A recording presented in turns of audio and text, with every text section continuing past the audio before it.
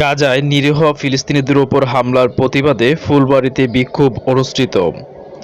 দিনাজপুর জেলা প্রতিনিধি মোহাম্মদ ফয়জার রহমানের পাঠানো তথ্য ও ভিডিওচিত্রে বিস্তারিত। দিনাজপুরের ফুলবাড়ীতে গাজায় নিরীহ ফিলিস্তিনিদের উপর হামলার প্রতিবাদে জুম্মার নামাজের আদায়ের পরে মুসল্লিদের বিক্ষোভ মিছিল অনুষ্ঠিত হয়। গত ২১ মার্চ শুক্রবার তৌহিদি জনতার ব্যানারে এই বিক্ষোভ মিছিল স্থানীয় নিমতলা মোড় থেকে বের হয়ে শহরের বিভিন্ন সড়ক প্রদক্ষিণ করে।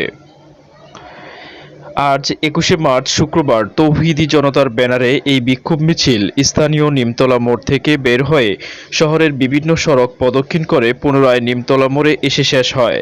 সেখানে গাজায় নিরীহ ফিলিস্তিনিদের উপর হামলার প্রতিবাদে সাংবাদিক বিন আমজাদ এর সঞ্চালনায় বক্তব্য রাখেন খেলাফত আন্দোলনের কেন্দ্রীয় নেতা মাওলানা নুরুজ্জামান, নিমতলা মোড় কেন্দ্রীয় জামে মসজিদের খতিব মাওলানা শাহাদাত উল্লাহ, ফুলবাড়ী ইসলামী আন্দোলনের সভাপতি রবিউল ইসলাম, আঞ্জুমানে ইত্তেহাদুল উলামার সাধারণ সম্পাদক মুফতি নজিবুল্লাহ, বীর মুক্তিযোদ্ধা লিয়াকত আলী একাডেমির পরিচালক মুফতি তোফায়েল আহমেদ, জামায়াত ইসলাম ফুলবাড়ী পৌর শাখার সাধারণ সম্পাদক মুজাহিদুল ইসলাম, ছাত্র শিবির দিনাজপুর জেলা সভাপতি মোহাম্মদ সাজু, নবীন আলেমদিন জাকি হাবিব, জেড4 এর ফুলবাড়ী শাখার প্রতিনিধি ইমরান চৌধুরী, ফুলবাড়ী পৌর যুবদলের সদস্য সচিব মানিক মণ্ডল, ফুলবাড়ী পৌর স্বেচ্ছাসেবক দলের আহ্বায়ক শামস, নাগরিক কমিটি ফুলবাড়ী শাখার প্রতিনিধি ইমরান চৌধুরী নিশাদ, প্রতিনিধি আহমেদ জাকির, জেড4 সদস্য হারুনুর রশিদ সহ কয়েক হাজার মুসল্লিবৃন্দ অংশগ্রহণ করে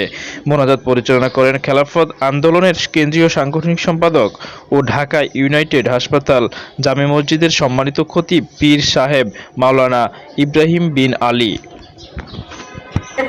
সম্মিলিত একটি বাহিনী তৈরি করুন, যেই বাহিনী আমাদের মসজিদ আকসাকে রক্ষা করার জন্য ফিলিস্তিন অভিমুখে যাত্রা করবে। আর মুসলমানরা যদি আজকে সিদ্ধান্ত নিতে পারে, ইনশাআল্লাহ জেরুজালেম ইসরায়েলের রাজধানী নয়, জেরুজালেম ইসরায়েলের কবরস্থানে পরিণত হবে ইনশাআল্লাহ। আর একটি কথা বলতে চাই, মক্কা বিজয় হয়েছিল কিন্তু চুক্তি ভঙ্গ করার পরে। এই ইসরায়েলের দোসর এই নেতানিয়াহু চুক্তি ভঙ্গ করেছে। ইনশাআল্লাহ ফিলিস্তিনের বিজয় সুনিশ্চিত। আমরা সেই বিজয়ের জন্য যুদ্ধের তামামা নিয়ে ইমানের জজবা দিয়ে ফিলিস্তিন অভিমুখে যাত্রা করব। আমাদের ফিলিস্তিনি ভাইদেরকে রক্ষা করার জন্য আমরা জিহাদের জন্য প্রস্তুত থাকবো ইনশাআল্লাহ।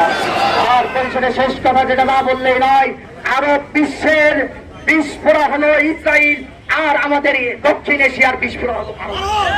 এই ভারতে ইসরায়েলের পক্ষ নিয়েছে এবং আমাদের মুসলমানদেরকে পাশবিক নির্যাতন করছে। আমরা বলতে চাই, ভারতের কিছু নাই।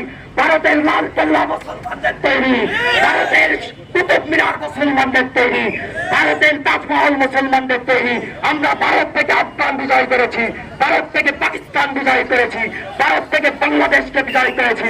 ইনশাআল্লাহ ভারতের মুসলমানদেরকে সঙ্গে নিয়ে ভারতের মুসলমান, আফগানের মুসলমান, পাকিস্তানের মুসলমান, বাংলার মুসলমানরা এই পিশাচদের হাত থেকে ইন্ডিয়াকেও আমরা বিজয় করবো ইনশাআল্লাহ।